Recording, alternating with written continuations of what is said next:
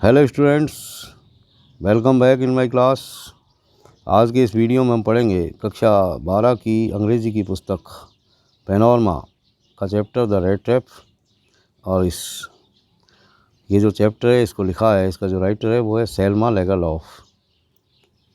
एक Swedish writer है और इनकी अधिकांश जो कहानियाँ हैं उनके अंदर कि मानवता का गुण जो होता है आदमी के अंदर, उसे प्यार और समझ के साथ उसे जगाया जा सकता है। Let's start. Once upon a time, there was a man who went round selling small red traps of wire. एक बार की बात है कि एक आदमी था जो घूम घूम करके छोटे यानी स्मॉल मतलब छोटे, तो small red traps of wire यानी तार के बने हुए छोटे पिंजड़े यानी चूहेदानियाँ बेचता था। He made them himself at odd moments. और वो इन पिंजरों को, इन चूहेदानियों को फालतू के क्षणों में बनाया करता था, कभी कभी जब भी उसे वक्त मिलता। फ्रॉम द मटेरियल, उस सामान के साथ, ही गॉट बाई बेगिंग, जिसे वो भीख मांग करके इकट्ठा करता था, इन द स्टोर्स और एट द बिग फार्म्स, यानी बड़े बड़े फार्म में से और स्टोर से वो भीख मांग करके जो भी सामान प्राप्त करता उस सामानों से ही वो अपने चूहेदानियाँ बनाता था। बट इवन सो, लेकिन फिर भी the business was not specially profitable, लेकिन ये जो बिज़नेस था, उसका जो व्यापार था, जो काम धंधा था, वो विशेष रूप से फ़ायदेमंद नहीं था, प्रॉफिटेबल नहीं था। So he had to resort to both begging and petty thievery, इसलिए उसे आश्रित रहना पड़ता था दोनों ही चीज़ों पर, यानी बेगिंग पर भी और पेटी थीवरी पर, यानी भीख मांगने पर और छोटी मोटी चोरियाँ करने पर। To keep body and soul together, यानी अपनी आजीविका चलाने के लिए, अपना गुजारा करने के लिए। To keep body and soul together का मतलब गुजारा करना। इवन सो, फिर भी his clothes were in rags, फिर भी जो उसके कपड़े थे वो चिथड़ों के रूप में ही थे। हिज चीक्स वर सनकन, और उसके जो गाल थे, चीक्स थे, वो सनकन हो गए थे, मतलब धंस गए थे। And hunger gleamed in his eyes, और हंगर हमेशा उसकी आँखों से ग्लीम होती थी, यानी भूख उसकी आँखों से टपकती थी, चमकती थी। नो वन कैन इमेजिन, कोई भी व्यक्ति ये कल्पना नहीं कर सकता था कि how sad and monotonous life, कि कितनी दुखी और नीरस जीवन था। How sad and monotonous life, कितनी उदास और नीरस जीवन जो था वो कैन अपीयर, दिखाई दे सकता था, टू सच ए वेगाबॉन्ड, उस जैसे वेगाबॉन्ड के लिए, उस जैसे घुमक्कड़ के लिए। Who plods along the road, जो चला करता था सड़क के किनारे किनारे। Left to his own meditations, अपने ही विचारों में खोया हुआ, मेडिटेशंस विचार, ध्यान। But one day this man had fallen into a line of thought, लेकिन एक दिन क्या हुआ कि ये आदमी के अंदर, दिमाग में एक विचार कौंधा, यानी वो अचानक से एक विचार उसके दिमाग में आया, which really seem to him entertaining, और ये विचार उसे अपने लिए बहुत ही एंटरटेनिंग लगा, बहुत ही मनोरंजक लगा। He had naturally been thinking of his rat traps, और स्वाभाविक रूप से, नेचुरली, हमेशा वो अपने रेड ट्रैप के बारे में ही सोचा करता था। When suddenly he was struck by the idea, तो अचानक एक आइडिया ने स्ट्रक की उसके दिमाग में, यानी एक अचानक से एक आइडिया उसके विचार में आया। दैट, और वो आइडिया ये था कि the whole world about him, यानी ये सारी जो दुनिया है, the whole world with its lands and seas, यानी सारी दुनिया जो उसके आसपास थी, यानी ये जो पूरी दुनिया है, यानी पूरे अपनी भूमि और अपने सागरों के साथ, इट्स सिटीज़ एंड विलेजेस, अपने गांव और शहरों के साथ, was nothing but a big red trap. तो उसने सोचा कि ये दुनिया और कुछ नहीं बल्कि एक बड़ा रेड ट्रैप ही है, यानी उसने ये माना कि ये जो सारी दुनिया है, सारे पेड़ पौधों के साथ, समुद्रों के साथ, झीलों के साथ, गांव शहरों के साथ, ये पूरी की पूरी दुनिया जो है, ये भी कुछ नहीं है सिवाय एक बड़े पिंजरे के, एक बड़े चूहेदानी के, रेड ट्रैप के।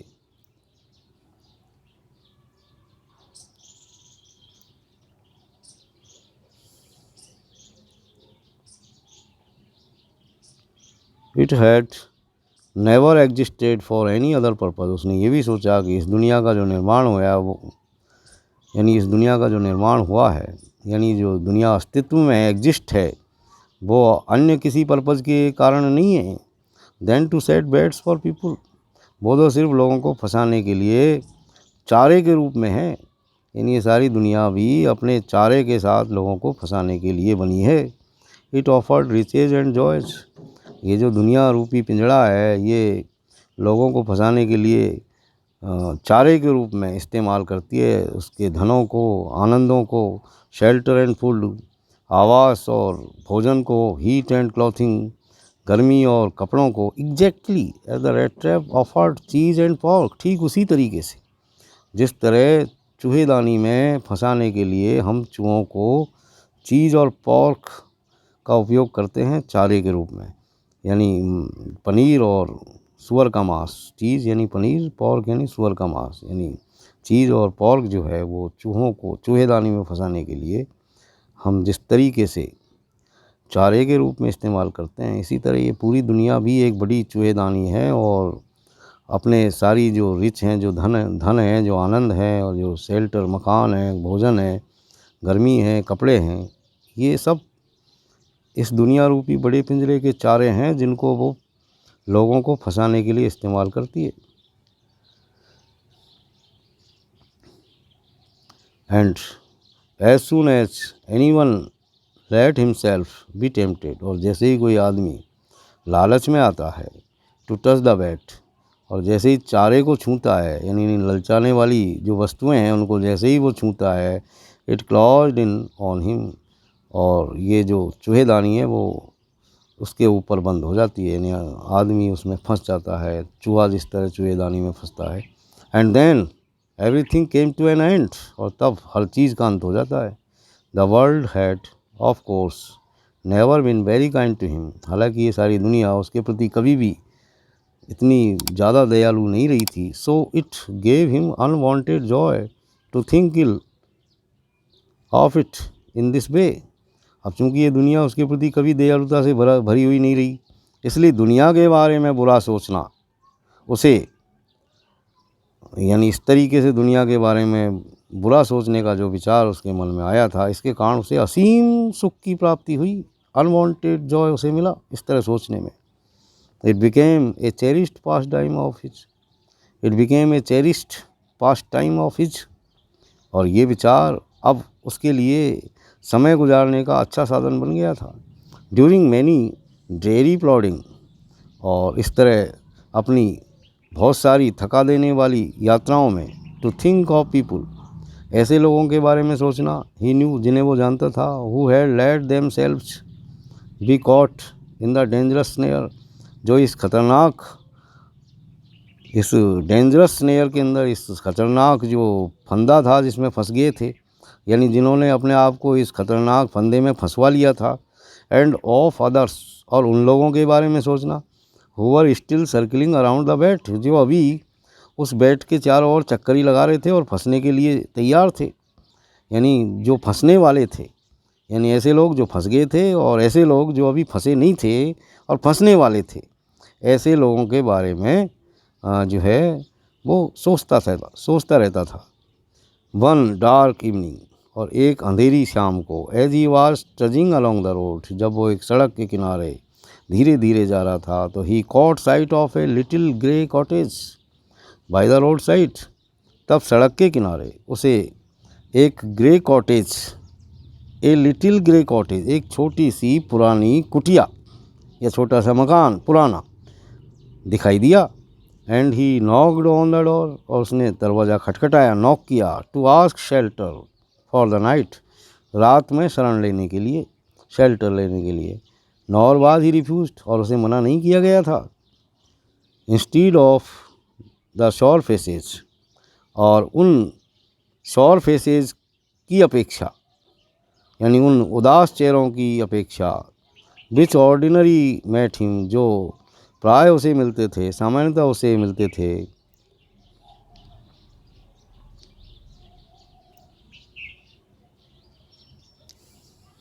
The owner who was an old man, उस कुटिया का जो ओनर था जो मालिक था, जो कि एक ओल्ड मैन था, वृद्ध व्यक्ति था, विदाउट वाइफ और चाइल्ड, जिसके बच्चे और पत्नी नहीं थी, वाज हैप्पी, वो से खुशी हुई, to get someone to talk, किसी व्यक्ति को प्राप्त करते हुए बात करने के लिए, इन हिज लॉनलाइनेस, अपने अकेलेपन में। यानी वो जो मालिक था उस कुटिया का, उसे इस बात की खुशी हुई कि कोई व्यक्ति उसे मिल गया रात में जिससे वो बात कर सकता था। Immediately he put the porridge pot on the fire, उस मालिक ने तुरंत जो है आग के ऊपर, फायर के ऊपर पॉरिज पॉट रखा, यानी दलिया बनाने का बर्तन, यानी हांडी उसने रखी, एंड गेव हिम सुपर, और उसे भोजन कराया। And then he carved off such a big slice from his tobacco roll that it was enough both for the stranger pipe and his own. यानी तब उसने अपने टोबैको रोल में से एक बड़ा सा टुकड़ा काटा तंबाकू का, टोबैको का, और इतना बड़ा कि वो उस स्ट्रेंजर के पाइप के लिए, यानी उस अजनबी के की चिलम के लिए, और उसकी खुद की चिलम के लिए पर्याप्त था। Finally he got out an old pack of cards, और अंत में उसने एक पुरानी ताश की गड्डी निकाली, एंड प्लेड मजोलिस, और मजोलिस नाम का खेल खेला, विद हिज गेस्ट, अपने मेहमान के साथ, अनटिल बेड टाइम, सोने के समय तक। The old man was just as generous with his confidences as with the porridge and tobacco. यानी वो जो बूढ़ा आदमी था, और जिस तरह उसने विश्वास के साथ उस व्यक्ति को पॉरिज और टोबैको खिलाया, उसी तरह उस वृद्ध आदमी ने उसको अपनी गुप्त बातें भी बताई। द गेस्ट वाज इन्फॉर्म्ड, मेहमान को सूचना दी गई, एट वंस, तुरंत, that in his days of prosperity, कि अपने प्रॉस्पेरिटी के डेज में, अपने समृद्धता के दिनों में, his host had been a crofter, उसका जो होस्ट था, जो मेज़बान था, वो एक क्रॉफ्टर रहा था, एक जमींदार रहा था, at Ramsjo iron works पर, and had worked on the land, और वो ज़मीन पर काम करता था। Now that he was no longer able to do day labour, अब जबकि वह दिन का काम करने के काबिल नहीं रहा था। इट वाज हिज काऊ, अब ये गाय थी, विच सपोर्टेड हिम, जो उसकी को सपोर्ट करती थी, यानी जिसके ऊपर वो आश्रित था। यानी उसने बताया कि जब वो जवान था और जब समृद्ध था, तो वो आयरन वर्क्स पर काम करता था ज़मींदार के रूप में, और अब चूँकि बूढ़ा हो गया, ताकत नहीं रही, एबल नहीं रहा दिन भर का काम करने के लिए, तो अब वो काऊ के ऊपर आश्रित था। Yes, that bossy was extraordinary, हाँ, उसकी जो गाय थी वो वो ऑर्डिनरी नहीं थी, एक्स्ट्रा ऑर्डिनरी थी। She could give milk for the creamery every day, यानी वो रोज़ जो है डेयरी पर बेचने के लिए दूध उसे देती थी। And last month he had received all of 30 kronor in payment, और पिछले महीने उसे भुगतान के रूप में 30 क्रोनर प्राप्त हुए थे। The stranger must have seemed incredulous, और जब बूढ़े आदमी ने ये समझा कि उसका जो मेहमान है वो शायद उसकी बातों पे भरोसा नहीं कर रहा था, तो उस बूढ़े आदमी ने क्या किया, for the old man got up, यानी उसको भरोसा दिलाने के लिए वो वृद्ध आदमी खड़ा हुआ, and went to the window, खिड़की तक गया, took down a leather pouch, और वहाँ से उसने एक चमड़े का पाउच, यानी चमड़े की जो थैली थी वो उतारी, विच हंग ऑन ए नेल, जो एक खूंटी से टंगी हुई थी, in the very window frame, उसी खिड़की की चौखट पर, फ्रेम पर, and picked out 3 wrinkled 10 kronor bills, और फिर उसने उस थैली में से 3 रिंकल्ड 10 क्रोनर बिल्स बाहर निकाले, तुड़े मुड़े 10-10 क्रोनरों के नोट उसने बाहर निकाले। These he held up before the eyes of his guest, और उसने उन तीनों नोटों को अपने गेस्ट की आंखों के आगे किया, लहराया, नोडिंग नोइंगली, जानबूझ करके, लहराया उसकी आंखों के आगे, दिखाया कि देख ले, तुझे भी भरोसा नहीं है तो ये देख ले, 30 करोनर है जो मैंने मेरी गाय का दूध बेच करके पिछले महीने की जो है उसके रूप में प्राप्त किए हैं, पिछले महीने की भुगतान के रूप में प्राप्त किए हैं। And then stuffed them back into the pouch, और फिर उन तीनों नोटों को वापस उसने पाउच के अंदर डाल दिया, स्टफ़ कर दिया। The next day both man got up in good session, और अगले दिन दोनों ही आदमी अच्छे सेशन में, यानी अच्छे जो है मन स्थिति में सो कर के जगे। The crofter was in a hurry to milk his cow, उस क्रॉफ्टर को अपने गाय का दूध काटने की जल्दी थी। And the other man probably thought he should not stay in bed, और दूसरे आदमी ने संभवतः ये सोचा कि उसे खाट में पड़े रहना नहीं चाहिए। When the head of the house had gotten up, जबकि घर का मालिक खड़ा हो गया था, जग गया था। They left the cottage at the same time, दोनों ने एक साथ ही उस कॉटेज को छोड़ा। The crofter locked the door and put the key in his pocket, crofter ने डोर को लॉक किया, चाबियों को अपनी जेब के अंदर डाला। The man with the red trap said good by and thank you, और रेड ट्रैप वाले आदमी ने, चूहेदानी वाले आदमी ने उस बूढ़े आदमी को थैंक यू का बोला और गुड बाई कहा। एंड देयर अपॉन, और इसके बाद each went his own way, और तब प्रत्येक व्यक्ति अपने अपने रास्ते चला गया। But half an hour later, लेकिन आधे घंटे बाद ही the red trap peddler stood again before the door, वो रेड ट्रैप पेडलर जो था दोबारा से उस कॉटेज के दरवाजे पर खड़ा हुआ था। He did not try to get in, उसने कॉटेज के अंदर जाने का कोई प्रयास नहीं किया। हाउएवर, यद्यपि he only went up to the window, वो सिर्फ खिड़की तक गया। स्मैश्ड ए पैन, उसने खिड़की का एक कांच तोड़ा। स्टक इन हिज हैंड, अंदर अपना हाथ डाला। And got hold of the pouch, और उस पाउच को बाहर निकाला। विच विद द 30 करोनर, जिसके अंदर 30 करोनर थे। ही टुक द मनी, उसने धन को लिया। And thrust it into his own pocket, और उस धन को उसने अपने जेबों के अंदर डाल लिया। Then he hung the leather pouch very carefully back in its place, तब उसने उस लेदर पाउच को वेरी केयरफुली, यानी बहुत ही सावधानी के साथ उसके उसी स्थान पर हंग कर दिया, टांग दिया। एंड वेंट अवे, और वहाँ से चला गया।